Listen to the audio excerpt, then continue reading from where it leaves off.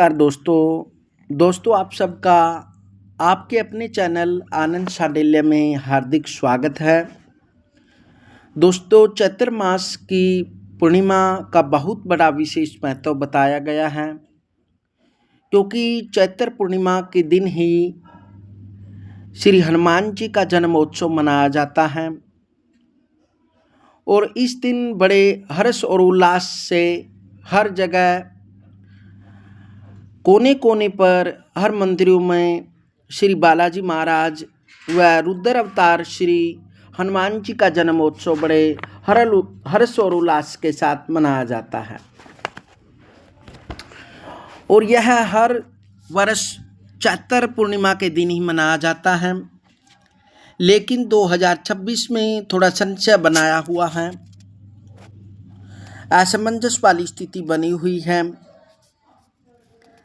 कि हनुमान जयंती का जो उत्सव है यह 1 अप्रैल को मनाएं या 2 अप्रैल को, क्योंकि पूर्णिमा तिथि है जो वह 1 अप्रैल 2026 को दिन बुधवार के दिन सुबह 7:07 से प्रारंभ होगी, जो कि अगले दिन 2 अप्रैल 2026 दिन गुरुवार को सुबह 7:42 तक रहेगी। इसलिए पूर्णिमा का जो व्रत है वो तो 1 अप्रैल को होगा और जो हनुमान उत्सव है, जन्मदिन प्रकट्य दिन है, वो रहेगा 2 अप्रैल 2026 दिन गुरुवार को, क्योंकि उदय तिथि के अनुसार श्री हनुमान जी का जन्म सुबह पूर्णिमा के दिन हुआ था। इसलिए 2 अप्रैल 2026 दिन गुरुवार को जो पूर्णिमा तिथि है वो सूर्य उदय तिथि है। इस कारण हनुमान जी का जन्मदिन 2 अप्रैल 2026 गुरुवार को मनाना शुभ रहेगा। इस दिन बड़ी श्रद्धा प्रेम भाव से हनुमान जी की पूजा करनी चाहिए और उन्हें अनेक मंत्रों द्वारा या तो आप सुंदरकांड का पाठ कर सकते हैं या फिर 11 या 21 बार हनुमान चालीसा का पाठ करें, या फिर पूर्णिमा के दिन श्री रामायण का पाठ प्रारंभ करें और 2 अप्रैल को पूर्ण करें। रामायण का पाठ भी करना मंगलदायी रहेगा, क्योंकि इस दिन विशेषकर हनुमान जी की पूजा करने से सभी प्रकार के कार्य सिद्ध होते हैं और जो भक्त श्रद्धा के साथ पवित्र होकर हनुमान जी की पूजा करता है या फिर सुंदरकांड का पाठ करता है या फिर हनुमान चालीसा का पाठ करता है, उस भक्त पर बालाजी की असीम अनुकंपा हो जाती है, उस पर हनुमान जी प्रसन्न होते हैं। और हनुमान जी के जीवन के चरित्र के बारे में अवश्य जानना चाहिए। एक समय ऋषिमय मूक पर्वत पर केसरी नामक वानर राज की सती साध्वी अंजनी नाम की भार्या ने पुत्र प्राप्ति के लिए आशुतोष भगवान शंकर की घोर तपस्या 7000 वर्ष पर्यंत की।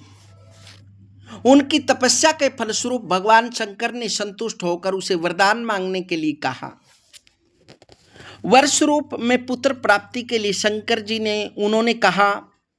इस पर भगवान शिव ने इस प्रकार कहा, हे अंजनी, हाथ फैलाकर मेरे ध्यान में मगन हो, आंख बंद कर खड़ी रहो। तुम्हारी अंजलि में पवन देव प्रसाद रखकर अंतर ध्यान हो जाएंगे। उस प्रसाद के खाने पर निश्चय ही एक एकादश रुद्रावतार रूप परम तेजस्वी पुत्र रतन तुम्हें प्राप्त होगा। इस प्रकार कहकर भगवान सदाशिव वही अंतर ध्यान हो गए और अंजनी उसी स्थान पर किंग कर्तव्य विमूढ़ हो खड़ी रही। इसी बीच चक्रवर्ती राजा दशरथ के यज्ञ में कैकेयी के हाथ से एक चील पिंड लेकर आकाश मार्ग में उड़ गई। उस समय भयंकर आंधी तूफान से वह पिंड चील के मुख से छूटकर वायु द्वारा अंजनी की फैली हुई अंजलि में जा गिरा। तक्षण उस पिंड को अंजनी ने खा लिया, जिसके फलस्वरूप 9 मास व्यतीत होने पर अंजनी के गर्भ से चैत्र शुक्ल पूर्णिमा मंगलवार की मंगलवार बेला में मौंजी, मेखला, गोपनीय, यज्ञोपवीत एवं कानों में कुंडल धारण किए हुए मूंगे के समान रक्त वर्ण वाले मुख एवं पूंछ युक्त वायुपुत्र अत्यंत भूक्षित भूखे वानर रूप में एकाएक प्रकट हुए। तत्पश्चात हनुमान जी ने माता से कहा, माँ मुझे बहुत भूख लगी है। उस समय अंजनी अपने पुत्र की भूख शांत करने के लिए फल लेने हेतु घर के कमरे में गई। अत्यंत भूख से व्याकुल रोते हुए बालक हनुमान जी आकाश में उगते हुए रक्त वर्ण वाले सूर्य को लाल फल समझकर तक्षण आकाश की ओर सिंह के समान गर्जना करते हुए हाथ और पैर को फैलाकर उछले गए। उनके आकाश में उछलने के साथ ही समस्त पर्वत विचलित हुए तथा सभी दिशाएं रक्त वर्ण की हो गई। अंजनी पुत्र मारुति हनुमान जी मन के समान वेग से तक्षण मुख फैलाकर सूर्य के निकट पहुंच गए।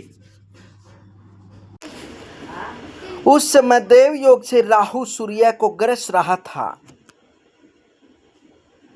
उसी बीच हनुमान जी ने उसे अपनी पूंछ की करारी चोट से घायल किया।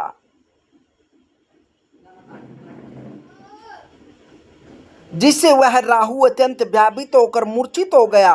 तत्पश्चात उसने इंद्र की शरण में जाकर वानर की पूंछ द्वारा मूर्छित होने का समस्त वृतांत बताया।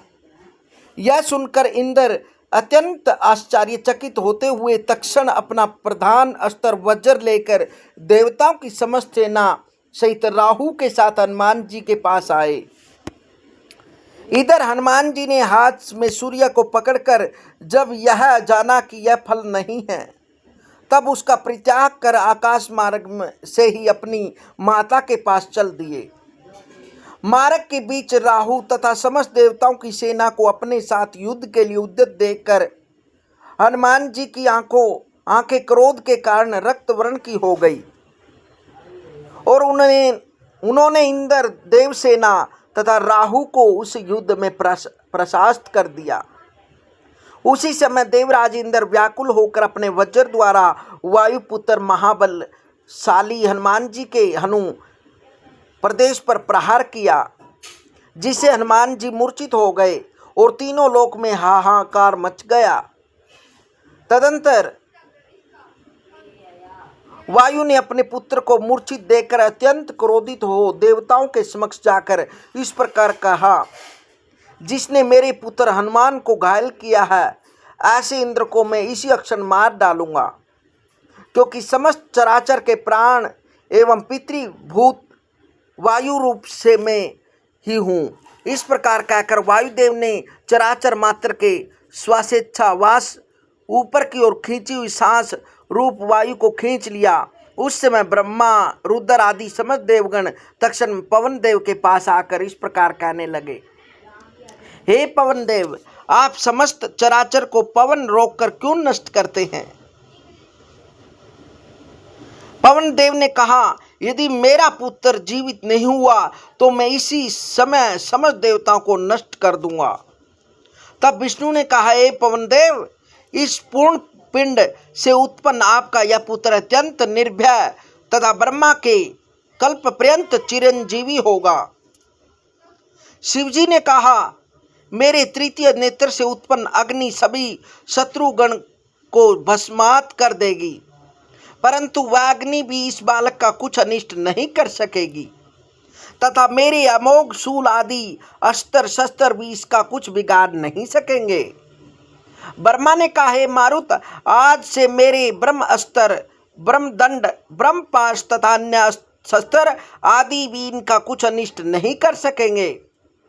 इंद्र ने कहा, प्राणी मात्र के आधार स्वरूप पवन देव, मैं आपके पुत्र को वरदान देता हूँ कि आज से मेरा अमोघ वज्र भी इस पर कुछ प्रभाव नहीं दिखा सकेगा और इसका शरीर निश्चय ही वज्र के समान होगा तथा हनु दाढ़ी में मेरे द्वारा वज्र प्रहार के कारण ही आपके इस पुत्र का नाम हनुमान होगा। कुबेर ने कहा, आपके इस पुत्र द्वारा सभी असुरों का नाश होगा। कुबेर ने कहा, आपके इस पुत्र द्वारा सभी असुरों का विनाश होगा। यम ने कहा, हे वायुदेव, मेरे काल दंड का भय आज से आपके इस पुत्र पर अपना प्रभाव नहीं दिखा सकेगा। वरुण ने कहा, मेरे परम मित्र पवन देव, आज से आपका यह पुत्र मेरे समान शक्तिशाली होगा तथा भयंकर से भयंकर युद्ध में भी इसे थकावट का अनुभव नहीं होगा। उसी समय विश्वामित्र जी ने भी खिले हुए कमल की एक सुंदर माला हनुमान जी के गले में पहना दी। इस प्रकार समस्त देवतागण हनुमान जी को वर प्रदान कर अपने अपने लोक चले गए। इस प्रकार से इस दिन विशेषकर हनुमान जी की पूजा का विशेष महत्व होता है।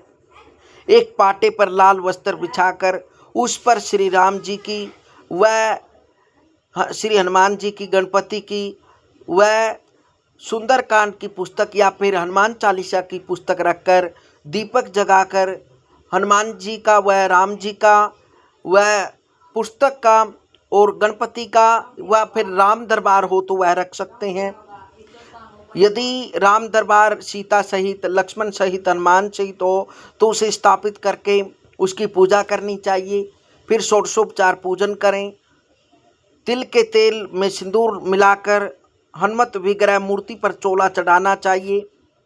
हनुमान जी को लाल रंग अति प्रिय है, इसलिए लाल चंदन लगावे।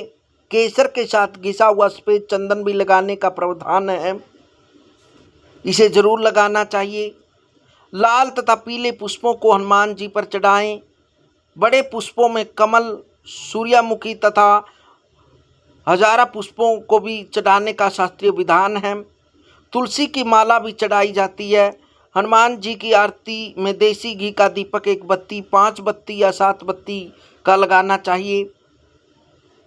हनुमान जी के लिए निवेद्य कंदमूल, फल, मिष्ठान में बेसन का लड्डू, लाल पेड़ा, मोती चूर्ण के लड्डू चढ़ाना चाहिए।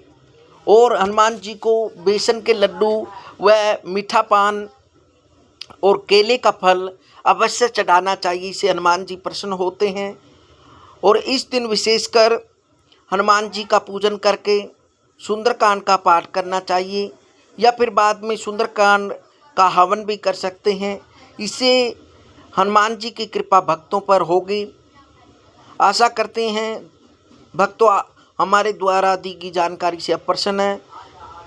मिलते हैं अगली वीडियो में, तब तक जय बालाजी महाराज की।